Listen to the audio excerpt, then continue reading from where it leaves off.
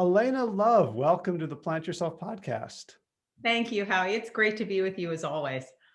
Yeah, this is kind of a fun introduction because we've already conducted an assessment. You did the passion profile or assessment on me, which people are going to be seeing or listening to shortly after this.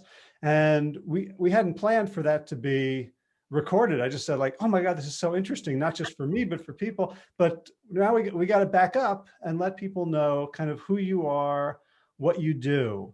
So maybe just start with the elevator speech. Like if Oh someone my says, gosh. what do you do? I always find it hard to give an elevator pitch because I look back on what do I do and I see this trajectory of my life going, how did I get to where I am from there? It's Yeah, kind the long elevator. exactly. It's kind of been what it's like. But, in a nutshell, if I just take this period of my life or the last 10, 20 years of my life, I've been doing leadership and team development work with companies all over the world. And the focus of my work has largely been helping individuals inside organizations understand their passions. And I use a tool that I developed called the Passion Profiler as the mechanism for evaluating what Mhm. someone's top three passions are. The idea being that if we can, as leaders, if we understand the passions of the people working for and with us, we'll do a much better job of leveraging not just their skill set when they apply it to a particular piece of work that needs to get done, but also their passions. It's kind of like giving them another or giving ourselves or the organization the benefit of having them put on another set of lenses that allow them to see the world in more stereoscopic ways.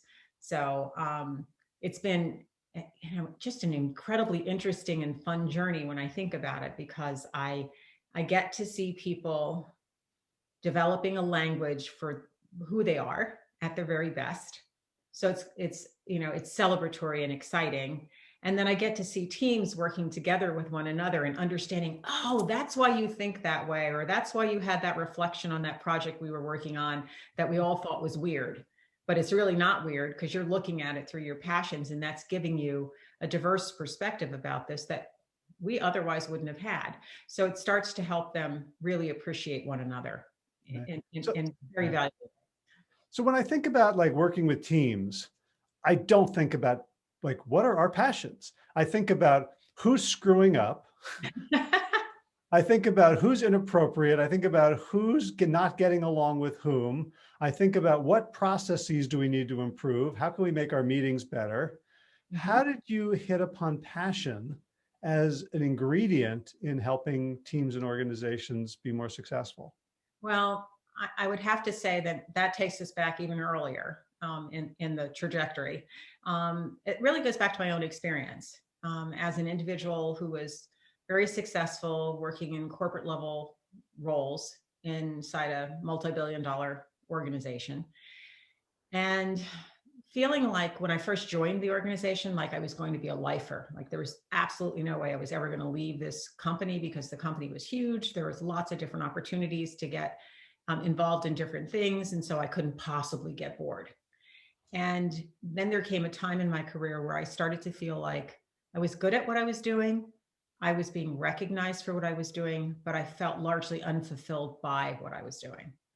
And that led me to the sense of restlessness inside myself, the sense of kind of feeling like I I'm not feeling passion for this work I'm doing, and I'm not feeling that it's somehow tied to a deeper purpose that I'm here to achieve. And I was at a point in my life where I really started to look for that. I really wanted to just not have a job because it was an economic means to an end. I wanted to have a job that was a profound expression of who I am in some way, shape, or form. But I didn't know what that was. So I made, you know, the craziest decision that anybody could make, which was leave a good job when you didn't have a plan B. And after doing that, I wrestled with, was I alone, or were there other people who felt like me, who had that same sense of restlessness and disconnection from who they were and what they were doing, and yet were successful? These were people who, by and large, their companies valued and wanted and thought of as the future for the organization. And that's really what led me to trying to dissect this question that I was holding inside myself. The question that would have allowed me to feel like I know what to tell the organization I need so that I can give the organization what it needs from me in the very best way possible. And I didn't have that answer. And then at some point, it really came to me that there's a deep connection between the purpose that we're here to achieve and how that gets expressed outwardly by the passions that we demonstrate. And when I realized that connection, that's when I felt like, eureka, I've got it. So my job is really to figure out how to codify and how to measure passion. And if I can do that, we've got a sight line to the deeper purpose that drives people. Okay. So I'm imagining some people are listening to this and rolling their eyes and saying like, oh, goody for you that you think you need to be fulfilled in your work. Like the rest of us just need to hold down a job. And if we like what we're doing, that's awesome. If we don't, suck it up. But like fulfilling your mission in the world is like a luxury that almost nobody gets. And when I look at the world and I look at how, at people that I know, very few people would say I'm living my passion.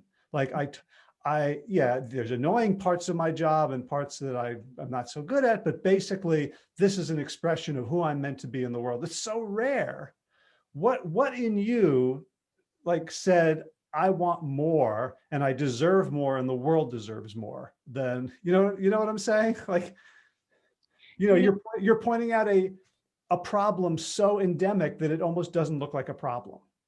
Howie, what you've asked is a great question. And why me? And why do I get to even think this way? And I guess when I reflect on it and I think back to that time when I was wrestling with, these decisions about my own life, what I felt most was in every fiber in my being that staying where I was the wrong choice, that it would not lead me to what I needed to be doing or what I could best contribute in the world. And interestingly, you say that, the rest of us have to suck it up and just do what we have to do to make a living.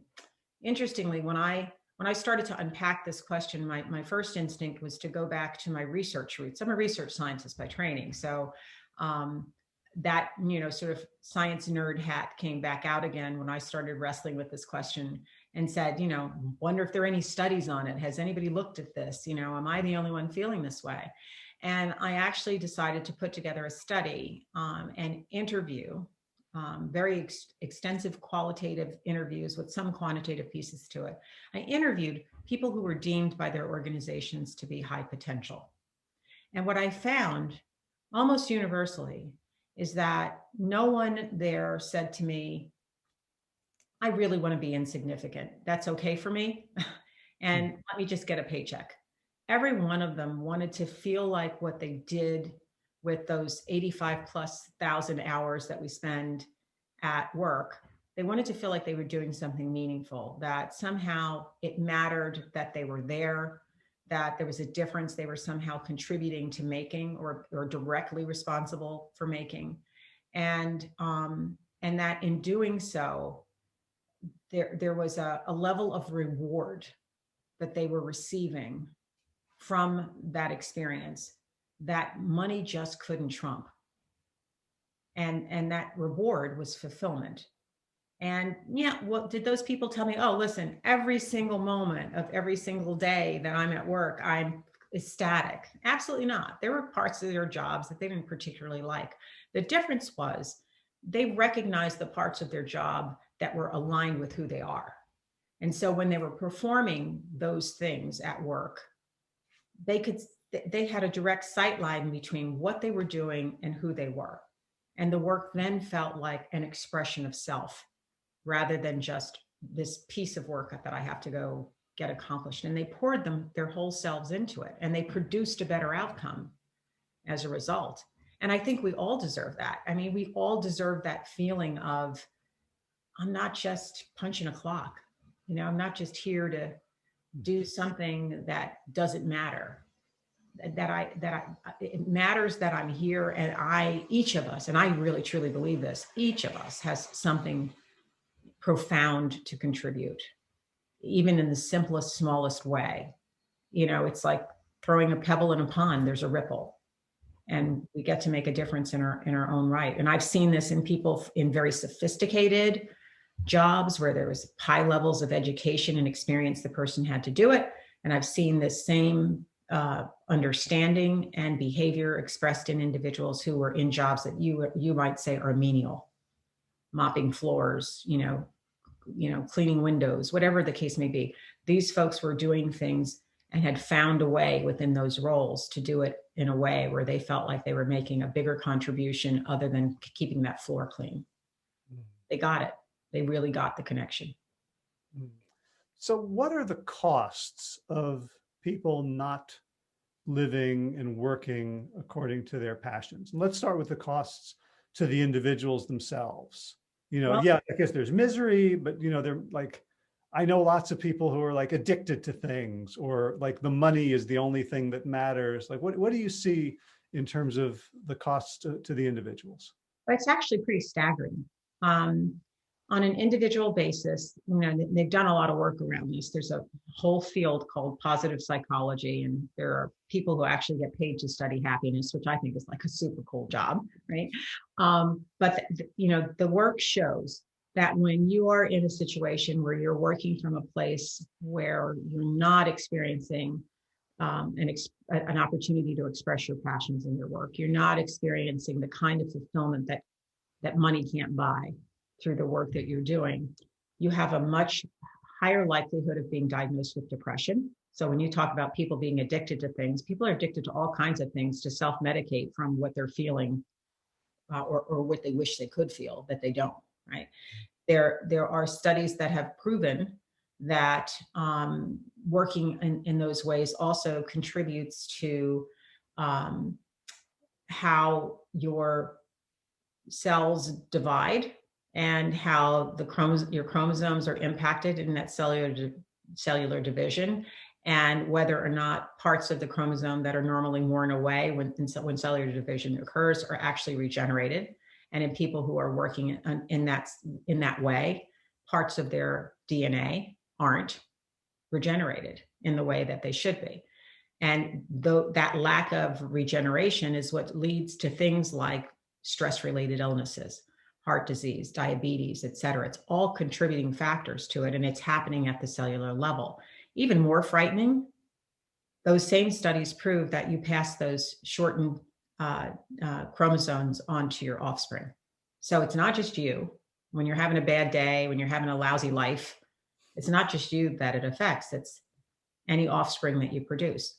There are other studies, one in particular that I believe was done in Germany, if I'm not mistaken, if it's either Germany or Spain, where they actually looked at the impact of parents, one or both parents who were unhappy at work, and how when they were unhappy at work, despite the fact that they thought they were keeping it from their family and they were sort of sucking it up every day, doing what they needed to do, and it wasn't impacting anybody but them, they actually found that those children of those parents were much more likely to act out at school and get in trouble.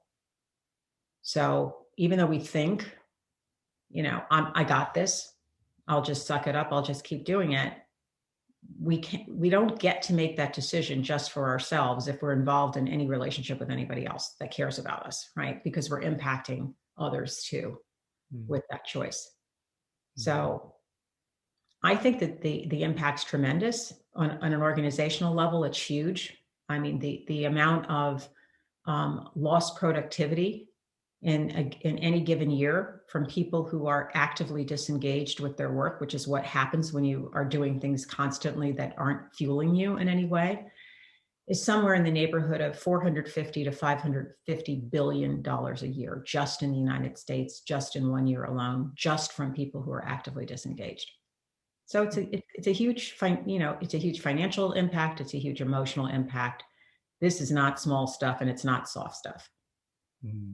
So let's close this part of the conversation that will lead into the assessment conversation by just helping us understand what passions are. Because when I ask people like, what are your passions? They'll say things like, NCAA basketball, or dogs or saving the environment or windsurfing, but that's not the level that you're talking about when you say passion, right? No, no. What I describe in my work are what I call 10 archetypes of passion. And we all have all 10 of those in us to greater or lesser degrees. They're not something that you can find in the health and beauty aisle of your local Walmart. They're things that are already existing inside of you. And the trick is really to discover which three of those 10 passions are the ones that you operate with. And they are very simply, and I'll just name them. They're creator, conceiver, discoverer, processor, teacher, connector, altruist, healer, transformer, and builder. And all of us, as I said, have all 10 of those in us to greater or lesser degrees. But through the assessments that I do and through that, the deep sort of internalizing of your results, which ones are really yours. And you tend to learn which of the three that you have as your top three are really driving the bus. Some are directing the traffic, others are behind the wheel of your life, kind of directing ultimately where that bus gets pointed and the road you take to get to the next stop. So it's really, it's fascinating to understand about yourself, and it is celebratory and also very affirming. Most people feel when they get their results like, yeah, I kind of thought that about myself, but I didn't really have the words for it. Now I do. And armed with that information, it's kind of, in my opinion, it's like having an internal GPS. Like you can figure out, do I go road A? Do I go road B? Do I enter this relationship or that relationship? Because the big question becomes, is there going to be an opportunity for me to utilize my skills in that situation? Am I going to be in an environment that honors my values in that situation? And is there going to be a playground for my passions? And if you can answer yes to those three, run quickly in that direction, because you're probably going to find a lot of fulfillment on the other side of it. Awesome. I think that's a great introduction to the conversation we had a while back, which people are now going to listen to. Is there anything else that you think would help set the table? I think we've covered it. I think what I would suggest to people is that embracing this requires, maybe for some people, a mindset shift. In my opinion, we're just not in a world anymore where we can choose to play small. We're in a world with challenges that are calling on all of us to be at our very best, to contribute at our highest level. And I believe we do that when we're doing it from a place of passion, because then it's not hard, right? Then it doesn't, while it may be intense, while you may put in long hours, it doesn't feel like drudgery. It feels like, oh God, I'm getting to make a difference here in some way, shape, or form. So I think I encourage people to think about this and to think about themselves, and to believe they're worthy of knowing this information about themselves and of practicing it in their lives. And if we all do that, we make a much bigger difference in a much increasingly complicated and challenging world. And I think we can collectively make a difference in it if we work from that place. Nice. If I could just reflect back something I just thought of from my own trajectory. So I, got into the health field in a professional way, thanks to the opportunity to co-write a couple of books. And the books were about nutrition and science. And they were sort of fact-based, and they were arguing against common existing paradigms. And so as a result, the exposure that those gave me was basically the exposure to be a debater, to go and tell people that they're wrong. And that's what I started doing. The podcast and the work I was doing was all about, here's what you should do, here's what you should eat, here's what you shouldn't eat, here's why those people are wrong, here's what's wrong with that study. And the bigger passion was I want people to be healthy, I want the environment to heal, I want people to be empowered. It was really good places. And I hated being the debater. Right? It just did not fit. And if I felt bad when I won, air quotes, you know, because I just felt like mean and very superior and narcissistic. And a lot of times people would come up with things and I'm like, oh, I don't know the answer to that. And I felt bad because I'd lost. Right. Like, and at some point it was like, oh, I just don't like this way of interacting with the world, with knowledge, where it's like, you know, but there are other people like my co-authors who continue to do it and love it. Mm-hmm. Right. Like, so it became clear that like, you know, well before I'd ever thought about like these particular 10 passion archetypes, like this is not a good fit for me, even though doing it would bring the world what I have to offer, sort of. Mm-hmm. Mm-hmm. And that's why it becomes really so important to understand that about yourself, because there's more than one route to bringing the world what it is you want to offer. There's not just one way. And when you think of the fact that you have 3 top passions to operate from, and they are somehow associated with the deeper purpose that you're here to achieve, what you come to understand is that there are myriad ways in which you might express that purpose throughout your lifetime. And those passions just become a tool for it. So if you find that you're in a situation that doesn't play to those passions, look for another way, because there always is one, right? Look for another way that feels more authentically you. You'll be better at it. Your message will be clearer. You'll influence more people. They'll embrace what you have to say. They'll want to hear what you have to say because you're speaking from an authentic place where you feel comfortable that you are being you while you're doing it. Great. So let's go to the tape. Before we do, though, tell us again your name, your company, how people can find you and follow your work, and any books you mentioned. Thank you. I'm Alaina Love. I'm the CEO of Purpose Linked Consulting. You can find out more about the company at thepurposelink.com, thepurposelink.com. You can look for my book, which I think you see over my shoulder there, The Purpose Linked Organization. That's available right on our website. When you go to the homepage, you'll see information about it there. I hope you'll also look for my articles in Smart Brief on Leadership. I write a monthly column on all different kinds of leadership topics. And so I'd love to, have you take a look at it, weigh in, send me your thoughts and comments. And where do people find that? That's at smartbrief.com. Great. It's the Smart Brief on Leadership column. All right. Well, thanks for jumping back on the Zoom with me. Now let's give people the taste of what you do. Perfect. It was great seeing you again, Howie. You too. Okay. So here's Howie. Ta-da. Hey. Put you up here. Anyway. So you understand the basic context of the instrument and what it's measuring from what we talked about last week. Right. And I just really want to reiterate it because it's so easy to say, oh, this is like Myers-Briggs, or, oh, this is like this instrument or that instrument. And it really is. The thing it reminded me of most was the Colby. Okay. Which one? The learning style? Colby A. It was like conative styles. Okay. Mm-hmm. So it was, very different dimensions, but it was like, this is what you want. This is what you like doing. Yes. And this is a little bit, it may align with stuff you like doing, but there's and there's really super passionate about, and there's like enjoy dabbling in, and like, wow, this is really connected to what I think I'm here to do in life, right? And we're kind of on that side. Like, what are the underlying passions that you have that result from the deeper purpose that's driving you? That's what we're trying to get at here. And as I said last week, we're getting at purpose through the back door, because trying to, wrap your arms around this very esoteric concept called purpose is difficult. And if it wasn't, somebody would have done it well by now.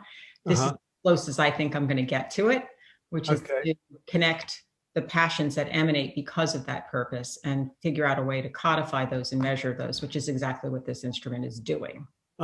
Actually, before we continue, I just had a thought, which is I definitely want to have you on my podcast to talk about your work. And this feels like this would be a good thing to share with people, like as an example, and I'm pretty open about it. And so are you okay with us proceeding on that basis, that this could be a published thing and it will explain how this works and help people who don't understand me better. Sure, absolutely. Are you thinking to use this actual recording as part of it, or are you thinking Yeah. do something separate? Yeah, no, you like using this. Okay. Yeah. I mean, I'm fine with it if you're comfortable. It's your confidential information. So Yeah, I'm business casual. I'm wearing clothes. well, that's a shift. Good. Thank you. Glad you got the memo on that one, Howie. But it's a podcast. Who cares? They can't see you, right? Well, I put this on YouTube as well, so people okay. Well, yeah, watch. rest this time then. Okay, So, perfect. Yeah. So at any rate, one of the things that I'm really particularly interested in around this notion of passion is understanding the deep drivers of it in an individual, because like you, I've been in situations, in jobs, and even in relationships where I was kind of good at them and successful in them by outward measures, but I wasn't happy deep down in them. And you can be good at a whole lot of things that you're not particularly passionate about. And we get ourselves stuck when we think, oh, I'll just look for this next thing that is like the past thing that I've been good at, without really thinking about, am I more than good at it? Is there a deeper underlying driver for me that makes me want to engage in that particular activity, or with that particular person or set of people, or in that particular culture? All of those things are really driven by our passions. So does this assume in that intrinsic motivation is the key? Because like, if I'm just good at stuff and I'm getting like, there was a bunch of years where I was good at stuff and I was getting paid well for it and acknowledged and thanked. And for a while that felt like enough until it wasn't. Yep. Same for me. Exact same for me. In fact, that's how this particular instrument got birthed. I got to the point where I was being given this wonderful opportunity and told I was in the succession plan to replace my boss, who was reporting to the CEO. It was a multinational, multi-billion-dollar company. That should have been good news. But I remember feeling like, I don't think I want the job. I don't think I want the job. And yet it was a job I thought I had been working for many years to be worthy of achieving. So it's interesting when what you think you want gets presented to you and you realize it really isn't about that at all for me. But my problem was I didn't know what it was about. I just knew that what I had come there to do and to learn, I had completed. And I needed to feel a deeper connection, a more purposeful connection between the hours, which were many, that I was spending doing work, and what I was getting from them in terms of fulfillment. And fulfillment was more than monetary reward for me. So yeah, it absolutely has to do with that. And you're motivated to engage in things that you feel where your passions have an outlet ultimately. And so understanding the passion archetypes that you enjoy is kind of like having your own Google Maps. Takes you anywhere it is you think you want to go, and the directions are really clear and straightforward, and there's no traffic. There's no red line, not even any yellow line. You understand exactly where it is you're going. So that's really the intent here. And as I was sharing with you in the past, I'm not as interested in measuring your skills as I am in measuring the things that might cause you to want to develop certain skills. That's far more interesting to me. And your passions really lay the foundation for that exact thing. It will, you can have a particular passion and find that there's an outlet for that passion. And there's a set of skills associated with expressing that passion and that outlet that you don't yet have. But because it's so exciting to you to be able to have the chance to do that particular thing, you'll go out and, get yourself trained up, learn, read books, try to develop a set of skills that match the opportunity to express that passion. Even if using some of those skills or learning some of those skills are kind of the opposite of what that passion feels like, right? Like if I want to start a business as a floral arranger, I have to learn bookkeeping. Like the passion can get me to learn, even though bookkeeping has nothing to do with art or design or creativity. Exactly. I mean, when I think about the work that I do, and I have a great alignment between my passions and how I operate in the work environment. And what's interesting about it is that even with that, there are aspects of my work, my job, that I'm not particularly passionate about. You know, back to bookkeeping, for example, right? It's, it doesn't thrill me to have to do taxes. I do know people who love it. I'm not one of them. So, I learned to do things that are required. So I get to do this other really great thing. It's fulfilling to me.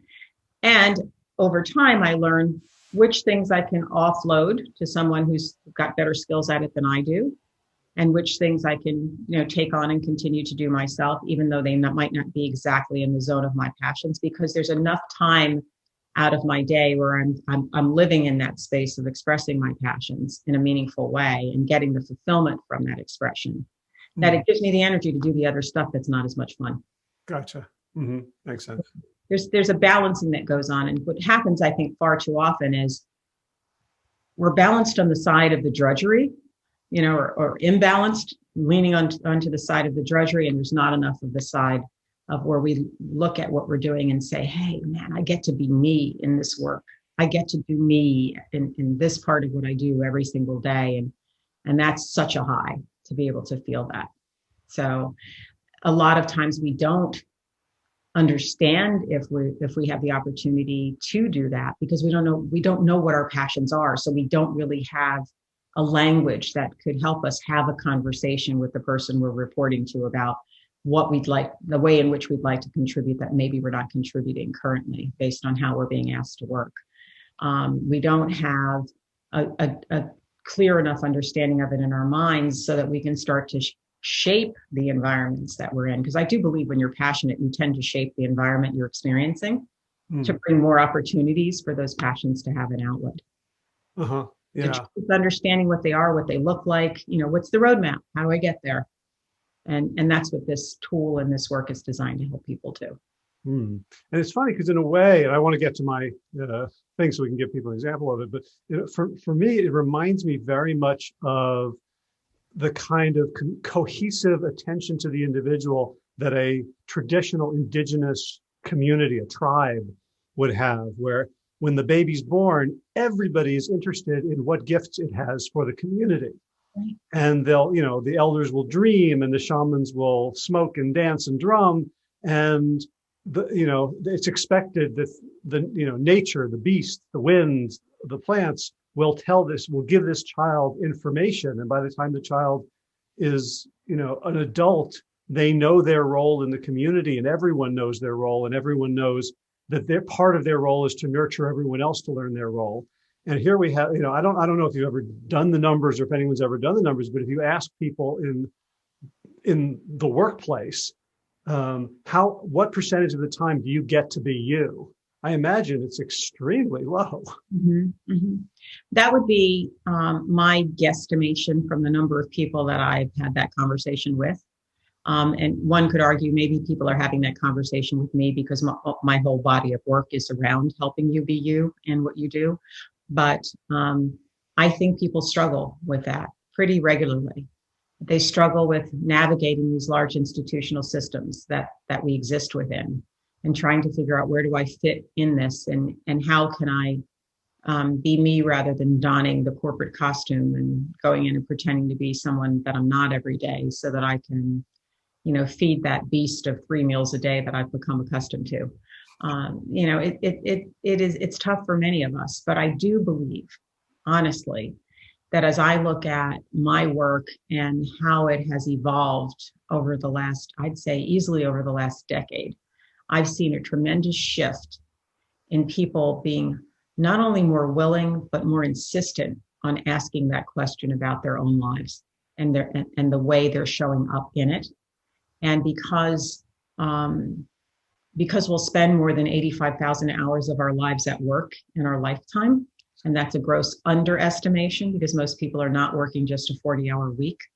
I think people are much more inclined to want to understand how to make that experience of those hours a much more meaningful and fulfilling one, where they're not just involved in something that helps to meet an economic means to an end, but is actually something that allows them to deliver and experience meaning on a day-to-day basis. So I think we're seeing a shift in just in overall consciousness about this particular issue. And certainly I can say, Howie, that since the pandemic, I'm seeing that even more, like big existential questions are being asked by folks about their lives, about where they're headed, about why, about how to be more fully connected with who they believe they are here to be. And maybe a sense of the limitations of the runway, so to speak. We don't have an endless runway ahead of us. You know, today's the youngest we're ever going to be. And so that sense of, I don't have forever to figure this out, I think I'm hearing from a lot of people as well.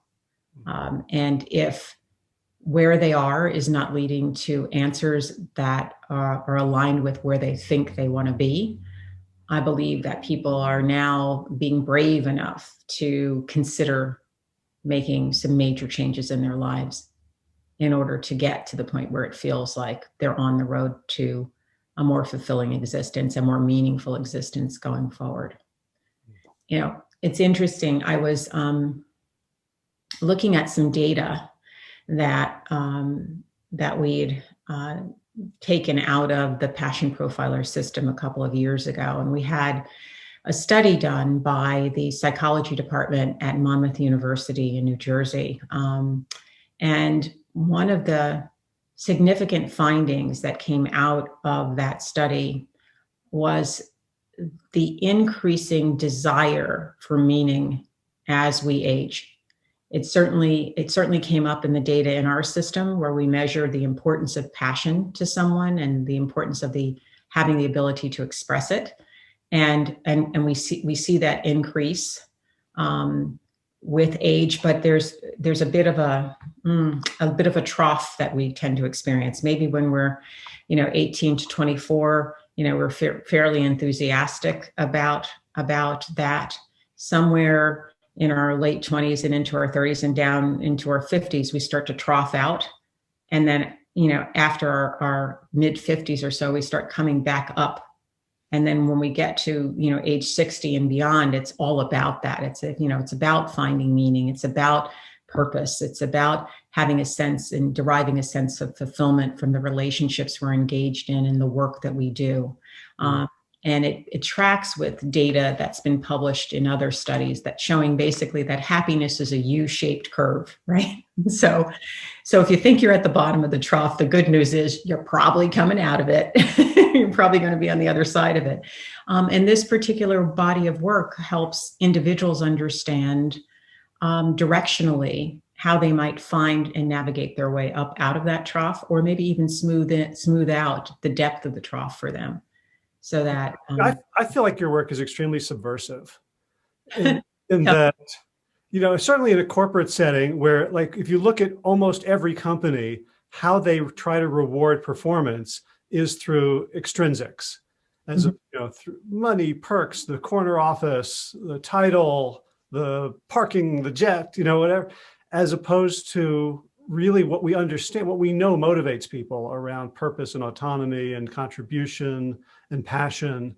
And the other thing is that I would argue that we, in our 60s, and so we like to ask about the meaning of our lives is subversive in the context of this culture, which is just trying to sell us more and more stuff to be happy. And I think that, I don't know how global or cross-cultural the data is, but I find it suspicious that the trough occurs in Western capitalist countries where people are forced into making a living. I can imagine societies where it just keeps going up because you're always encouraged to grow your passions for the sake of others. I think that's probably true in certain, and I'd say the more small subcultures in our world. And it's certainly true if you're living in a culture where people have about the same amount as you do, right? So if you're talking about relatively poor societies, right? everybody's just about as poor as I am. So there's no, stark comparison that I can make between you've got this and I don't, as much as we see here in the United States. So while that curve may exist, the curve is not as deep. The trough is not as deep in those environments. So I think you're right.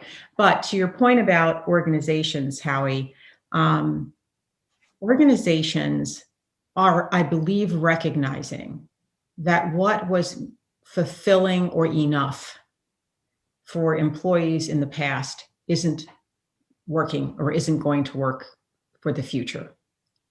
It's kind of that, what was the book we were talking about the other day? What got you here won't get you there. That we were talking about Marshall Goldsmith writing. And that's the same is true for organizations. What got them here won't get them there, in terms of understanding and capitalizing on this competitive advantage that I call passion. I think that we've got a generation. We've got how many generations? 4 generations in the workforce right now. We have generations in the workforce whose philosophy about what work is supposed to be and the experience they're supposed to have from it is very different, from how our parents might have thought about what work was about. Work was, put your head down, do the right thing, don't get in trouble, get your paycheck, and please stay with that company for your whole career, right? Mm-hmm. That was a good life. You could retire, have a company pension, et cetera, and then you'd know that meant that you had been successful.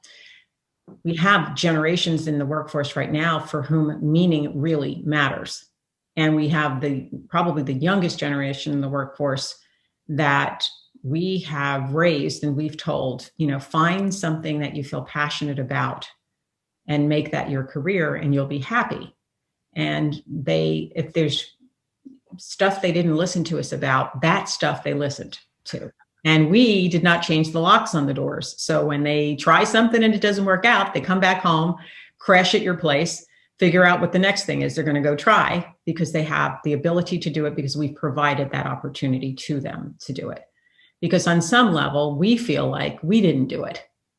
And so what do most parents want to do? You want to give your kids the chance you didn't have to pursue the life that you wanted to have. And these folks in the workforce now have taken it extremely seriously. It's not just about finding something that they're passionate about to do as a job. They want to find their passion and build their life around it.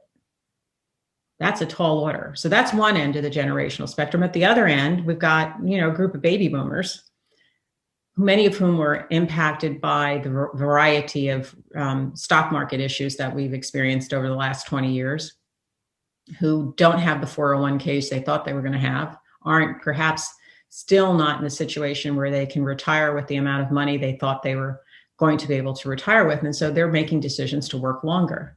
And in making those decisions to work longer, they're now faced with, okay, I'm going to do this for another 5 years, but is it going to be a salt mine experience, or am I actually going to be able to do some work that I find meaningful and enjoyable? And so they're starting to seek different things because they feel like, I paid my dues. I've done all that stuff, followed all the protocol that I was supposed to follow. Can I spend this next, number of years at least doing something that I love and that also pays me well? And so you've got kind of tension at both ends of the generational spectrum. It's a confluence of self-actualization happening big time. And companies that get that and really understand that, at some level, there will always be a level of financial reward that people expect to receive, but there's more. There's more than that that's going to make folks happy. And as a leader, if I can understand for each person that's on my team, what it is they're looking for, what it is they need, and how through the work I have to get done, I can help to feed that, I'm going to have an incredibly engaged team producing phenomenal results. I'm going to understand as my business evolves, what are the implied passion characteristics of these roles that I see evolving in the future that are different from what they are today? And do I have folks who have those passions, right? Or am I just, tapping the usual suspects on the head and saying, okay, he's going to be ready in a year. We're going to have him succeed to X position because that's what we've always done. So, the image that comes to me is like Shakespearean theater back in, Elizabethan England, where all the parts had to be played by men. Right. Versus like now you could have women actors, you could have actors of color, you could have people actually playing roles that they're right for. You could have trans actors. Like it's like corporate America is still sort of a little bit Elizabethan. I love it. I love it. I hadn't thought of that analogy, but it's perfect. It's absolutely perfect. So this, what I do with this work really is on an individual level, the kinds of things we've already spoken about, but on an organizational level, helping the organization really appreciate the passion constellation available to it within its workforce to really make cool stuff happen in their business, in their market, et cetera. And it's a whole body of knowledge that's always been at the fingertips of the leaders in the organizations, but there wasn't a way to understand it and utilize it. And this allows them to do that and takes you into much more meaningful conversations and examinations of the business and of what the business is going to need going forward. And how do we go about sourcing and nurturing those individuals and helping them grow and develop in the organization so that they are available for the positions of the future. And the future is really on the horizon. I mean, there's no long-term, 10 years from now, this is where we're going to look like. 10 years from now, there will be jobs that don't even exist today, that we can't even imagine, right? So the way in which we look at the body of talent that exists within an organization has to be not just what do we need today, but evolutionarily, what are things going to look like 2 years from now?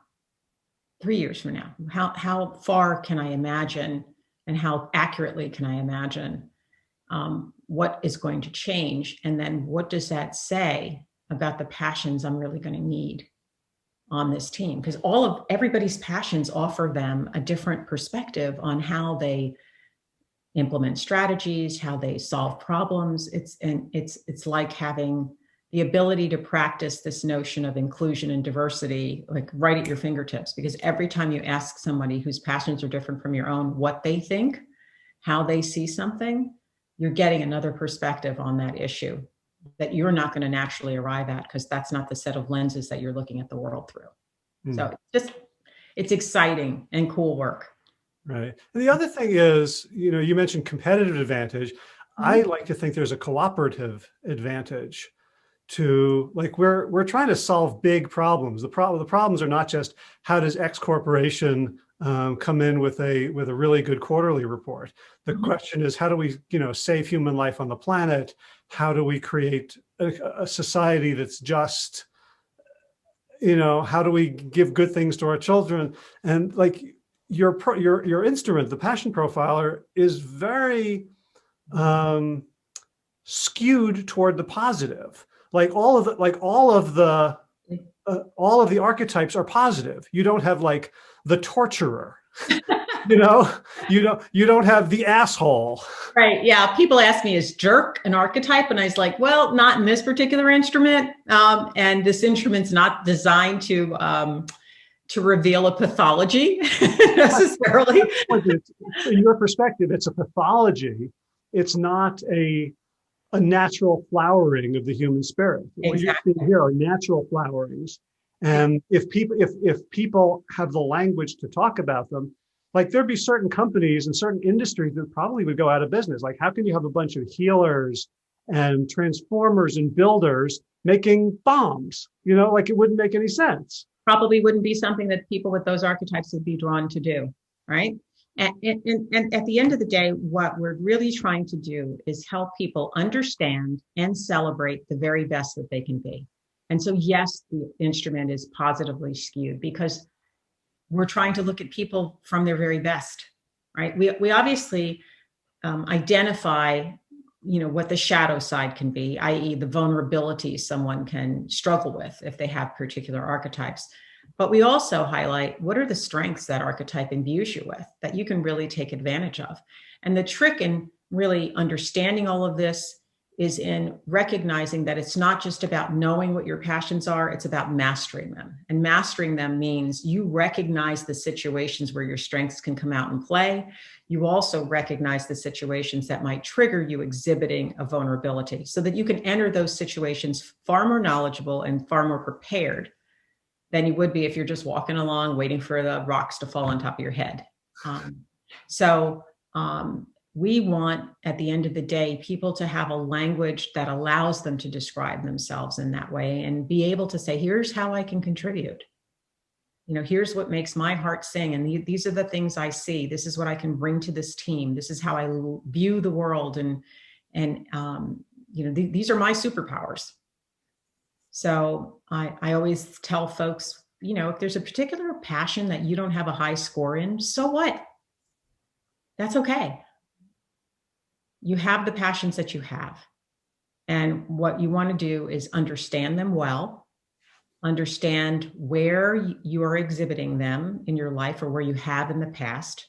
Make that connection in your brain. When I get to do this particular activity, this activity triggers the expression of this passion and the expression of this passion in all of its greatest strengths, so that you can lean more into those situations or create them for yourself, create those opportunities to express those for yourself. Great. All right, let's talk about me. Okay.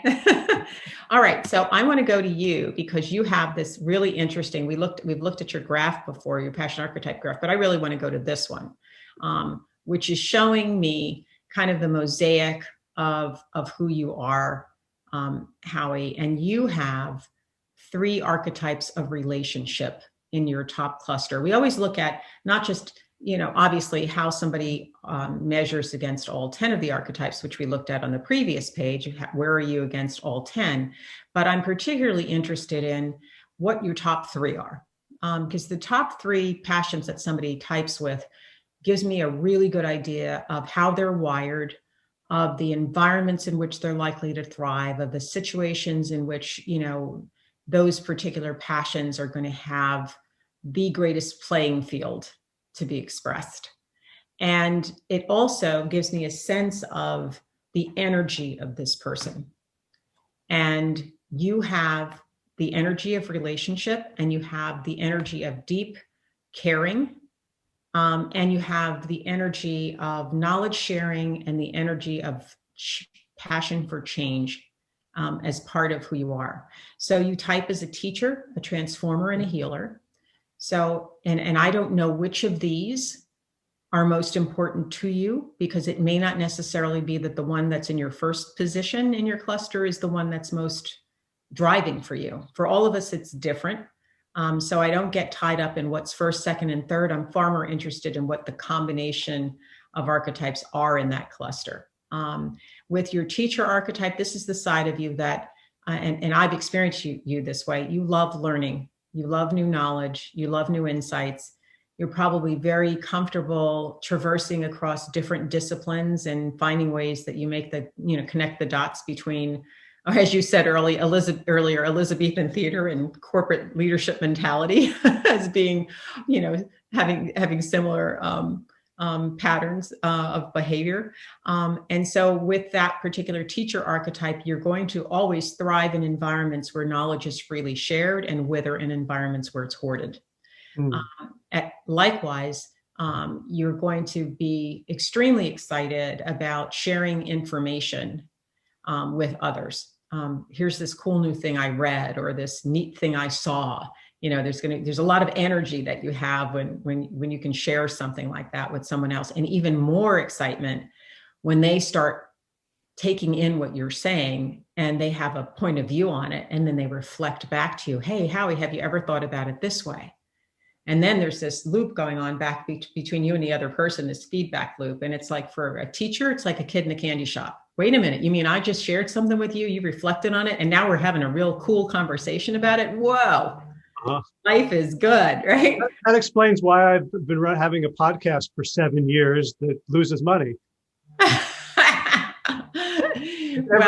Every conversation I've had that conversation, that's the experience. I get to learn something. At the same time, I'm sharing you with an audience. I'm reflecting things back to you that maybe you haven't thought of, even though you're immersed in it. Yeah. You then feed back things to me. Like, yeah, this is, if I could figure out a way to make money, that's all I do. Well, here's the cool part about these kinds of things. When we're looking at our archetypes and we're looking at how do we use them in a business venture, one of the things we want to understand is what we're not. Like, you understand these are the things you are. You also understand, I can't figure out this, how do you make money part of this thing? So find somebody who does do that, who likes to do that. Partner with them and say, here's this cool podcast I've got. This is the kind of stuff I'm doing with it. How would I monetize this? There are people out there who do that every day. And so you don't have to know how to do it all, but if you want to use the platform that you have to reach more people, to do more learning, to do more knowledge sharing, then having a way to monetize it would be helpful, so that you can expand that opportunity. Good point. Okay. So lesson number 1: get help with the archetypes where you are lacking. Yeah, where you don't have them, where they're not a strength of yours, where they're not a passion of yours. It's really okay for it not to be a passion of yours, but you don't have to suffer from it, because there are lots of other people out there who have that and can help you, right? And the one thing I learned over the years of after being raised to believe that I've got to do the work and I've got to take responsibility, and my success is up to me to achieve, and if I work hard enough at it, I will. Somewhere along the line, I started realizing, wait a minute, the people who are really successful are doing one thing I'm not doing consistently. They're asking other people for help and they're getting it. So duh. There's something to that. Maybe I'll start asking for some help from other people who know how to do stuff I don't know how to do, or are more passionate about things that I'm not passionate about. Because the stuff I'm passionate about, I got that down. I understand that well. So that would be my advice to you on this one, Howie. Okay. Noted and starred. Okay. Next archetype is your transformer. Now, this transformer archetype is the archetype of change. It's the archetype that looks at chaos and looks at disorder and looks at the world upside down and says, there's some new order that's going to emerge from this. I want to be part of creating that new order. And there's a leaning into the chaos rather than a running away from it that this archetype will cause you to do. It's also the side of you that probably won't be happy eating meatloaf every Wednesday night. You need variety in your life. You need things to be evolving, and that the feeling of evolution for you is a feeling of aliveness. And when you're in situations that are terribly, terribly static, it's a joy stealer for you because of this particular archetype. So I always describe folks who are transformers, and by the way, the icon for the transformer is really a stylized chaos curve for a reason, right? Because you guys who have this archetype, and I happen to be one of the people who does thrive in the chaos rather than the static predictability of life. And, I think those of us who have this archetype have had a lot of playground in the last year or two. There's been a lot of chaos for us to sort of manage and negotiate ourselves intellectually through, as well as physically through. So is that one thing I find about myself that I haven't liked, is that whenever something starts working, I get bored. Absolutely. Because I've just, baked the cake and now I'm too bored to eat it, No, that's totally transformer. When you get that feeling, that's your transformer saying, okay, I need a new sandbox now. Let's go find something else that's all upside down and figure out what we're going to do with it. Because that's where that particular archetype derives its joy. Yeah. So does that mean I shouldn't be like a long-term employee, or like I'm always need to be on the next project? No, you need to be in a dynamic environment. That's the key. So people who have this archetype need a dynamic environment to exist within, because they need lots of different challenges to go out and to solve. And, things that are changing, that, a little bit of chaos and edginess to the world makes this particular archetype happy. So if you're in a very predictable, sort of rote environment, it will be boring for you. And what happens when you're in those environments is you start making changes where they're not necessary just because you're bored. Which is very when Transformer doesn't have enough stuff to play with, it starts breaking stuff that's working perfectly fine. Thank you very much. But yeah, let's do this differently. And people are saying, but we've done it. It's working just fine. You go, yeah, I know, but let's go try this other thing. So it is an archetype that for those of us who have it, where we have to be kind of careful and we have to ask ourselves the question always, is the change we're contemplating making going to be worth the pain that it will create?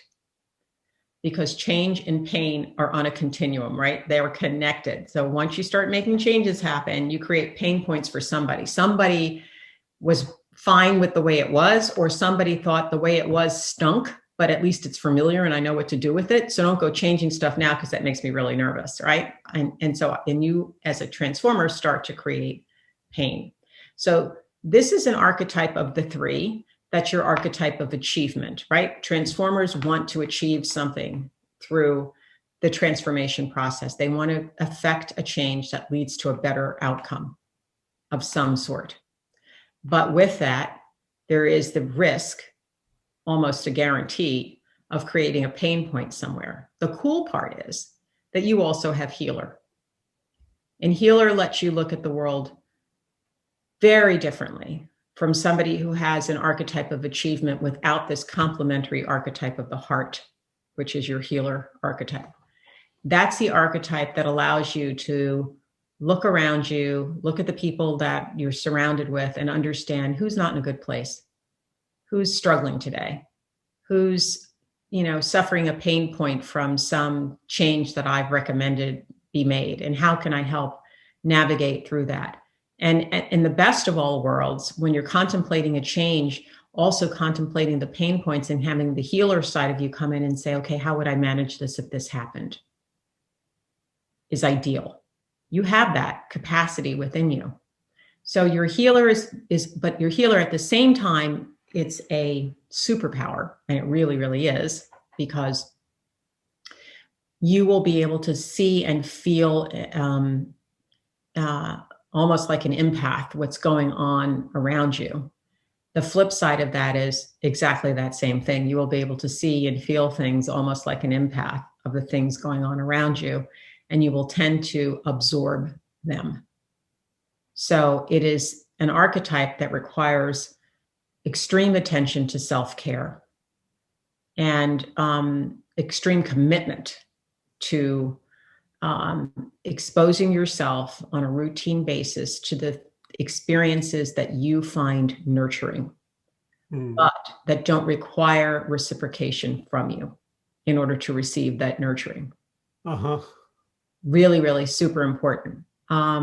So like, for example, like that's why I would love to, pay someone to give me a massage so I don't have to give them a massage back. There you go. Yeah. No quid pro quos for this archetype. You really need to just be able to take in a healing experience without the responsibility for reciprocating that healing experience. So trust me, it's better to pay for the massage or the facial or the pedicure or the bubble bath or the walk in the woods, or the, the hike in the mountains. Whatever it is for you that you find nurturing to your soul is something that if you have this healer archetype, you must do with regularity. So can I ask a question about that? Sure. The teacher and the transformer like totally fit. Like, like the peg goes in the hole, the light flashes, the bell dings. Healer, I feel like that's sort of half true in that I don't feel like I am an emotional empath. I feel like I'm an intellectual empath. Almost like, you mentioned like Myers-Briggs. Like for Myers-Briggs, I feel like I'm a thinking F. Like I get to feeling through thinking. Like when I'm in a group and I've led retreats where we go really, really deep, and it's always somebody else who notices, oh, that person's in pain. Like I don't tend to notice it. I've been told on my podcast, like people will say things like, someone will say, and then my dad died. And I'm like, okay, and then what happened? As opposed to, oh, I'm so sorry.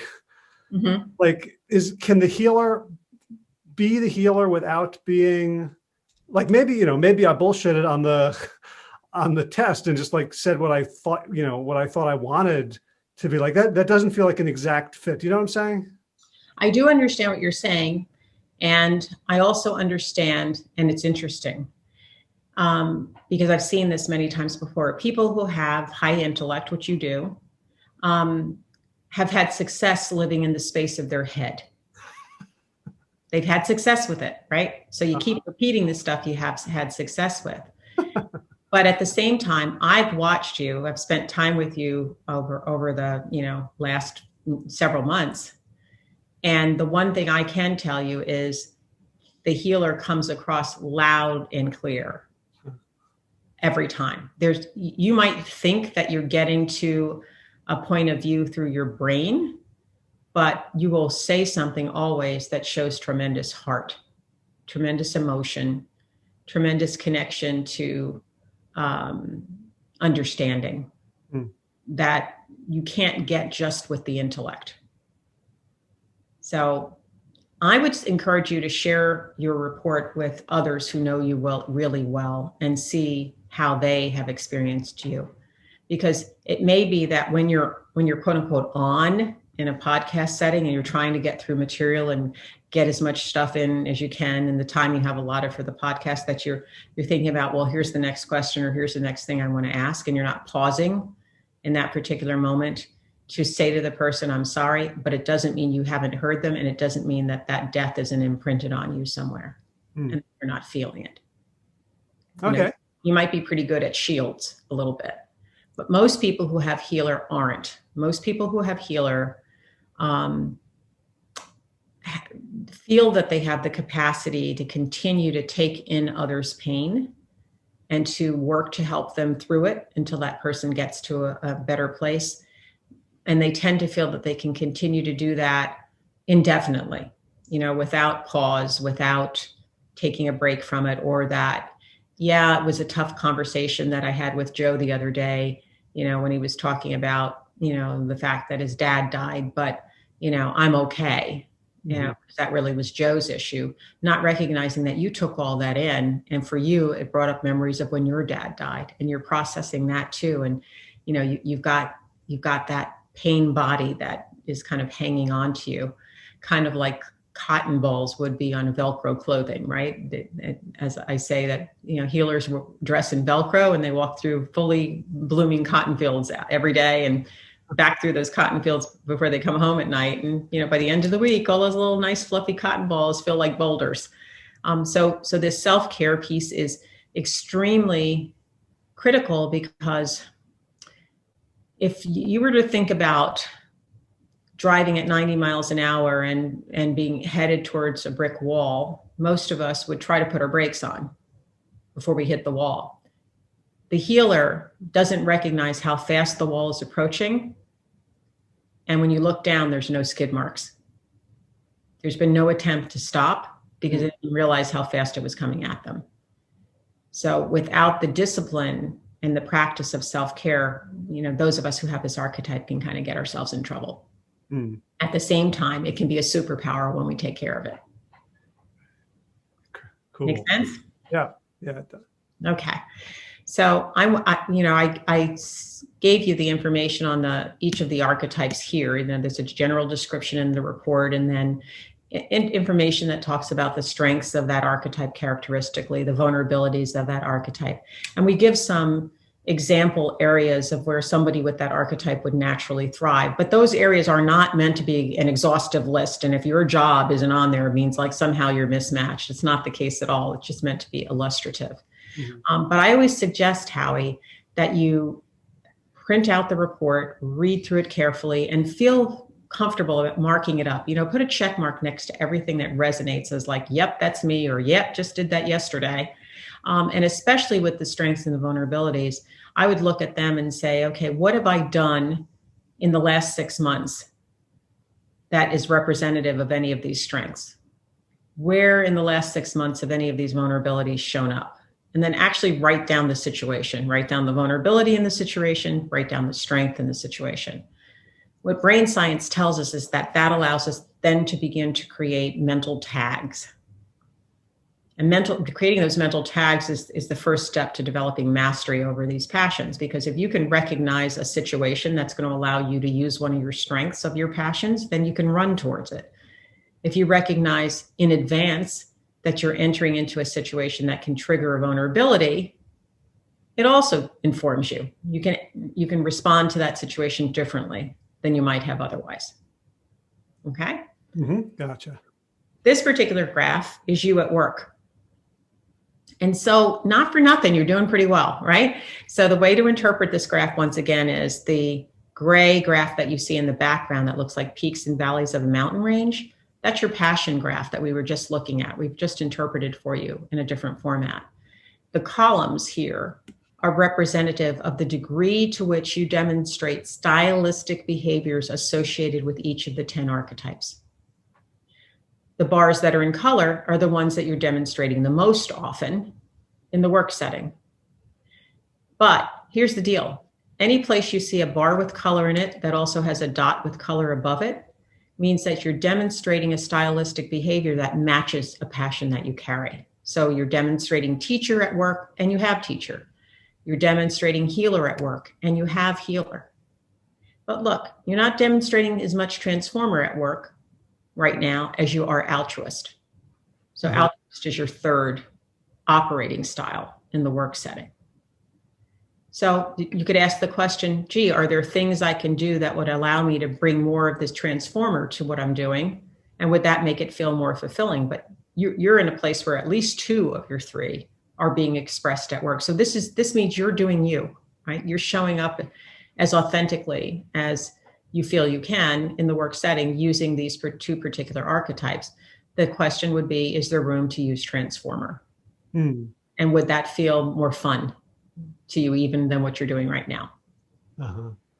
So I'm trying to feel like, what might that look like operationalized? For some people, it might be a situation where they say to their manager, we're doing this large scale change project around, the development of this particular product. I'd love to have an opportunity to be on the team. Or you might say, I'm looking at the way this particular process has been working, and I think it's really broken. I want to take a, wholesale reexamination of this and come up with a new way. Right. So part of that, a lot of what I'm doing right now is coaching. And teacher and transformer both feel very and certainly healer. They all feel like they're intrinsic to the type of coaching I'm doing. Right. But like one of my tensions is I want to be a really good coach, which means I want to do best practices and I want to know what the research is. And as soon as I'm doing that, I'm like, I wonder if I try this. I'd love to try that. So I'm constantly wanting to tweak what's working. And as an individual coach, I don't collect good data. It's not like I can do a study. It's like, oh, I did this, the person liked it. Like, it's very untrustworthy. If I do something and you like it and you say it helps you, like that's a data point. There's an anecdote, but there's very little that I wouldn't write a book about it and say, here's how everyone should coach now. So I feel a tension between wanting to be a transformer, like blowing up my own coaching because of another thought I've had, or, hey, this would be cool. Okay. So there's another way to look at that transformer. And it's the way that I look at it in the work that I do. For me, the transformation isn't me changing things. It's me doing things that help another person achieve the change they want. Okay. I get to put transformation into practice through others, right? Through their experiences. So if you were to examine the work that you do and ask yourself the question, am I the catalyst for transformation in this individual, in the way in which I'm working with that individual? That should lead you to an answer. And if the answer is yes, then you're going to start seeing that, hey, I actually am using transformer a lot more than I suspect that I am. It's the way in which I'm looking at the application of that archetype that might be at issue, and not necessarily about, gee, every single time I get interested in another way of coaching, I'm going to just go practice that on someone, even if what I'm doing is working. If what you're doing is working, maybe leaning into that will allow greater transformation for the individual to be experienced. So part of the archetype isn't just the objective reality, but it's your interpretation of how you're doing fills or informs or expresses that archetype. Exactly. Exactly. You know, how I do healer today could look very different from how I do healer tomorrow, from how I do builder on the third day. You know, and that's actually for me one of the really cool parts of understanding this, because if you remember what I said in the beginning of our conversation, and that is that passion and purpose are actually connected, and that we're actually measuring the passions that emanate from the deeper purpose that drives you. And that leads you to the understanding that this thing called purpose isn't a one and done thing, right? I always make the joke that, you know, once you have raised the children and they're grown and married and you've retired and the dog has died, your life is not finished, right? You know, you're at a new phase of it, but it's not over. And so when I think about the expression of purpose, there are myriad ways in which you might have a purpose in life that gets expressed in 100 different ways throughout the course of your lifetime. It's not a like one thing you have to go do, and once you've done that, you're finished. Mm-hmm. And so when you look at these passions, the expression of them can vary, right?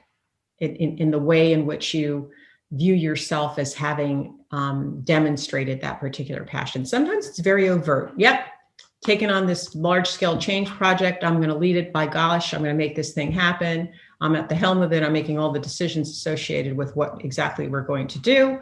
And there is an end date by which this change is going to be made. And I can point to it because here it is, and this is how everything's different.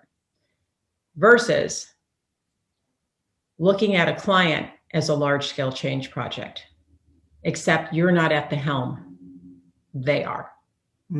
What is the support? What is the guidance? What is the advice that you need to give them in order to enable them to navigate this change that they're seeking to make in their own lives, right? That's you playing transformer, but it's not you at the helm.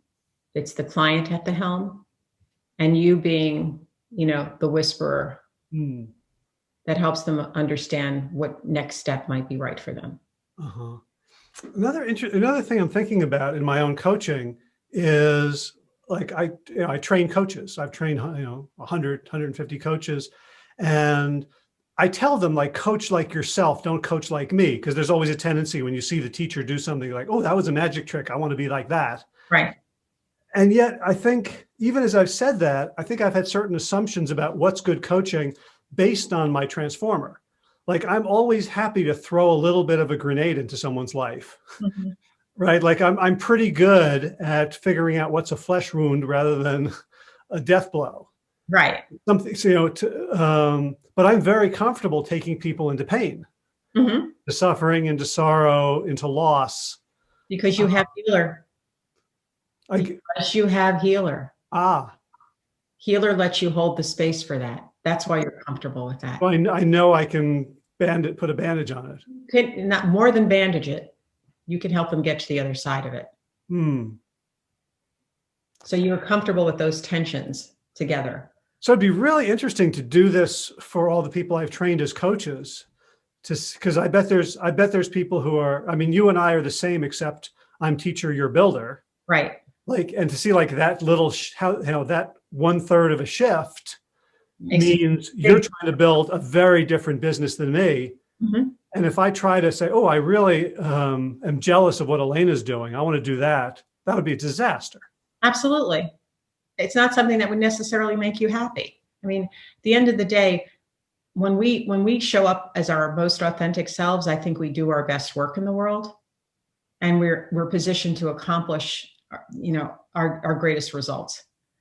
And so I think that leaning into who we are allows us to show up for our clients and, our companies, whoever, our family members, our friends, as our best selves. And that's when we're in our power, when we do our best work. Right. And a lot of people who listen to this podcast are activists of one sort or another around health, around animal welfare, animal rights, environment. These passions show up in sort of the civic work we do? Oh, they show up everywhere. Your passions are your passions in all aspects of your life. There's nothing I'm telling you about today as it relates to, we talked a lot about the work environment, but there's nothing I'm telling you about you in the work environment that doesn't apply to you everywhere else in your life. And if you sit down for half a minute, I know the way your brain works, half a minute is all it will take for you. You'll be able to see where you're expressing these passions in your personal life and in relationships and how it's showing up for you. And even in the tensions in relationships that show up. I'll see people that are in long-term relationships with one another, some of them married, where, the one of them will be a transformer and the other one won't, and drives the other one crazy because they always want to change something. And you're like, why do we have to, like, this is fine. Why do we, yeah, but this would be so cool if we did this, that, and the other. Wouldn't it be fun? And you're like, no, not really. It just sounds like work to me. Well, it feels like my wife and I are very similar in our profile, which I think leads to the kind of feedback you get when you play an electric guitar in front of a speaker. Like you think, oh, that's great, we're compatible. And then, like we come home and the other one has rearranged the furniture again. Exactly. Like maybe we need a little more of whatever the opposite of transformer is. Well, sometimes you need, the capacity to agree that we've made enough changes and we're going to take a little hiatus from them for a minute, or, when you're involved with somebody else who has a similar archetype to you, you can always, you can actually cancel each other if you're not careful, with it. Because if I'm a builder and I'm living with somebody who's a builder, we both want to be in charge, right? We both have the right answer, absolutely the right answer, and we both know exactly what to do. So you should listen to me. Right? But it means that we also, with that similar archetype, could take the attitude of, well, you're a builder, I'm a builder. Builders tend to think of each other as people who get stuff done. So that means there's a fair amount of trust I can place in you that you're going to think about this and you're not going to lead us into down a dark alley. So maybe there's some things I can entrust you to handle and some things you can entrust me to handle and know that we're going to be okay. So that neither person feels like they're suppressed in any way in the relationship, but they appreciate where they have similarities and how those similarities can be positive or can exacerbate some of the vulnerabilities associated with that passion, and how someone else's archetypes might be different from yours within their cluster. And it explains a lot about why they do the things they do. So instead of being a point of frustration, you go, okay, I get it. She was just being conceiver again, or she was just being discoverer again. I mean, I once dated a guy who was definitely a discoverer. And if I mentioned something like, I'm thinking about, maybe I'm going to get a new car this year, he would go out and do like extensive research on all these vehicles and come back to me after 2 weeks of research to say, well, I think the best car is X. Oh, I do that. Yeah, but then if I said, well, that's a learned skill that you do, right? But this person, it's an impulse. Yeah, as an absolute. Well, because that was a knowledge thing, right? It's the teacher looking for the knowledge. In his case, it's, I know that the right answer is out there somewhere, and if I lift up enough rocks, I'm going to find it. He could go down into a tunnel, for days, 18.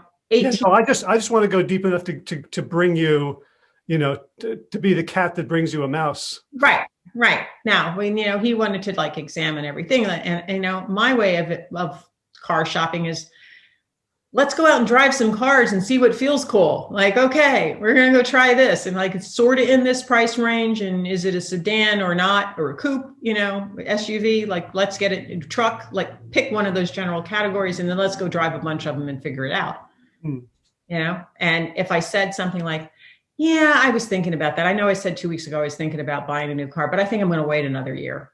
Talk about somebody who was crestfallen. Oh, because he'd done all this research that I didn't ask him to do, but he went into, full-blown discoverer mode and was coming back to me with, a notebook full of stuff that he'd examined.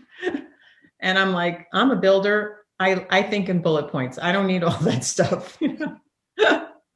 Just get, let's just go out and look at some cars.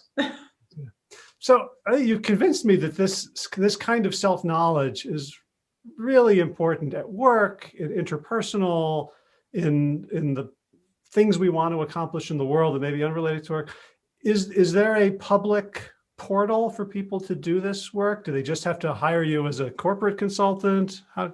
Well, this lovely report that you have, which is quite extensive, and there's pieces of it we haven't even talked about yet, is only available through the professional tool, which is something that I offer through my business and through the very select number of coaches that I have trained in the interpretation of this tool.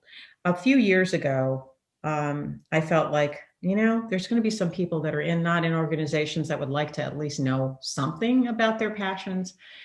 So I created what I'll call a public website called mypassionality.com, and don't forget the my, because there's only 2 letters between us and a porn site. So mypassionality.com, and there you can purchase a code to complete a very abbreviated version of the Passion Profiler tool, so the Passion Profiler Lite, so to speak, and that will give you a short report that will tell you what your top 3 archetypes are, and give you a little bit of information about them, but not nearly the extensive version of this tool that you see here. Gotcha. How does that compare with what you and I talked about? Is that mostly the same information that we? Not really. It will tell you what your top 3 archetypes are. It'll give you a little bit of information on the strengths and vulnerabilities of those, but it won't tell you which ones you're using. It won't get into your level of affiliation with your work. It won't get into what we see here on the screen, your capacity for reflection, both in life reflection and work-related reflection. And it doesn't get into where you sit on the knowledge cycle, which is indicative of your ability to contribute to the generation and utilization of knowledge when you're working with a team. Or do you have a minute to go over that with me? Because that looked really cool. Yeah. So what this model is illustrating are the modes of influence that a person's passions can have on the way they participate in the generation of knowledge or the utilization of knowledge within an organizational setting or on a team. And there really are 5 modes of influence that passion can have on knowledge. There are archetypes whose focus is on creating new knowledge or new artistic representations of knowledge. In the case of the creator, it's the new artistic representation of a concept that I have in mind. In the case of the conceiver, it's about new ideas, out of the box thinking, pushing the edges of boundary.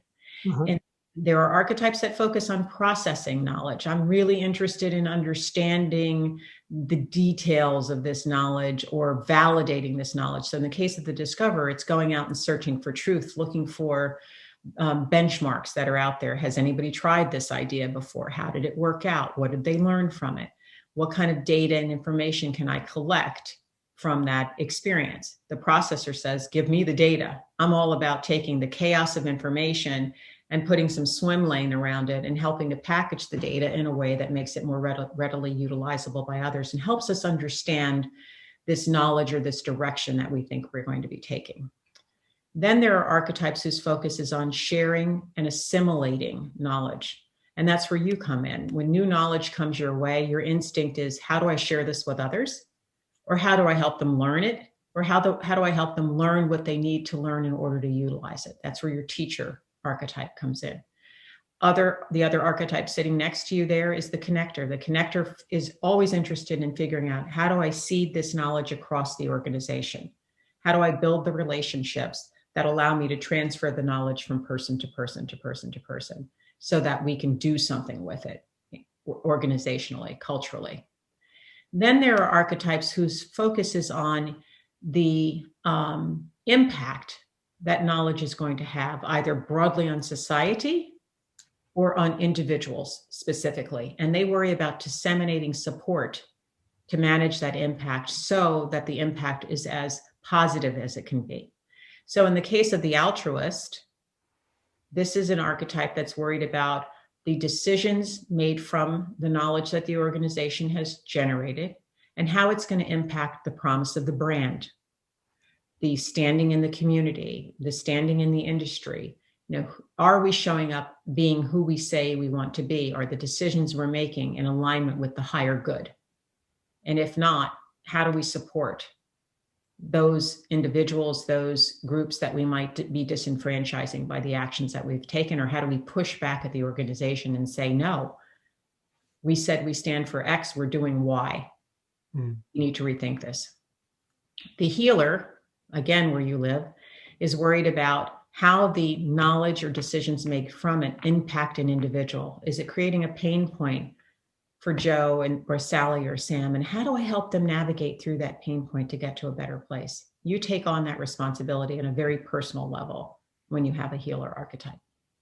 And then finally, on the final side of the cycle, there are archetypes whose focus is on applying knowledge to either make a change, in the case of the transformer, or to go out and build something new, accomplish some big goal, preferably one that hasn't been accomplished before. And that's where the builder comes in.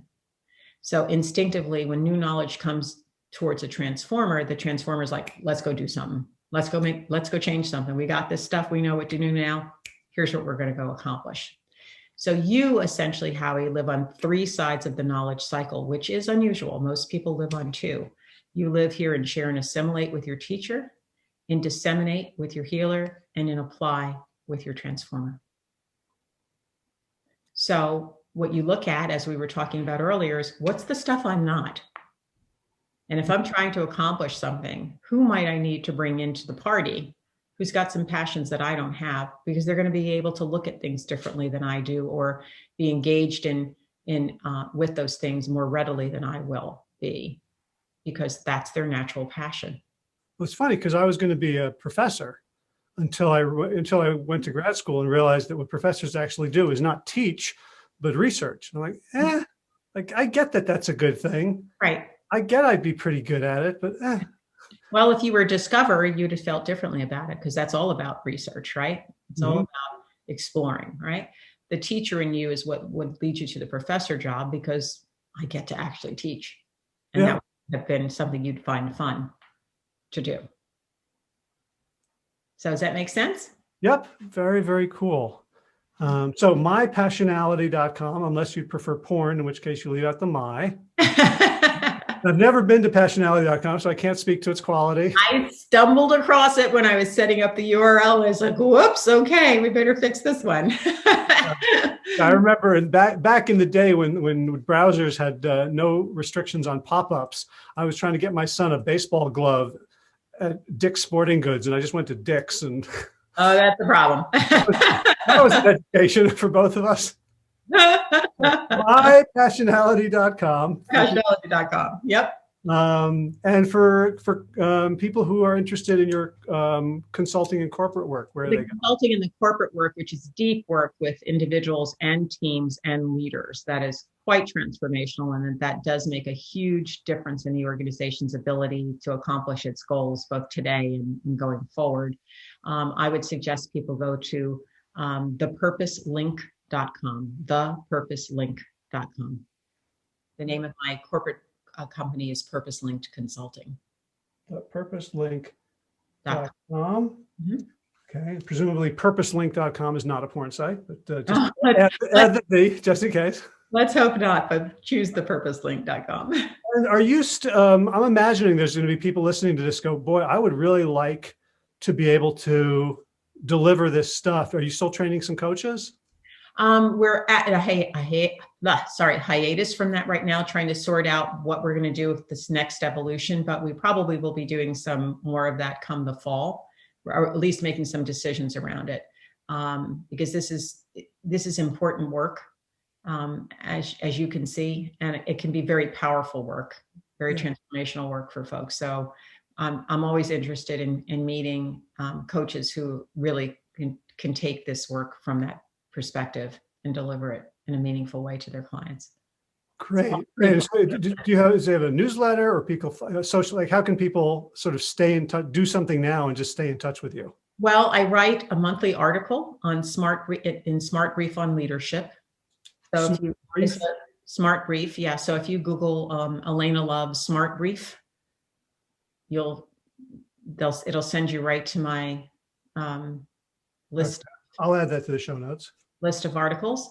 And obviously contacting me through either of the websites for more information, or if you want to be added to newsletters. We do periodic quarterly newsletters. So I can obviously make that connection for folks if they'd like to be added. Great. Well, Alaina Love, thank you so much, first of all, for enlightening me on me. It was a pleasure and fun to do.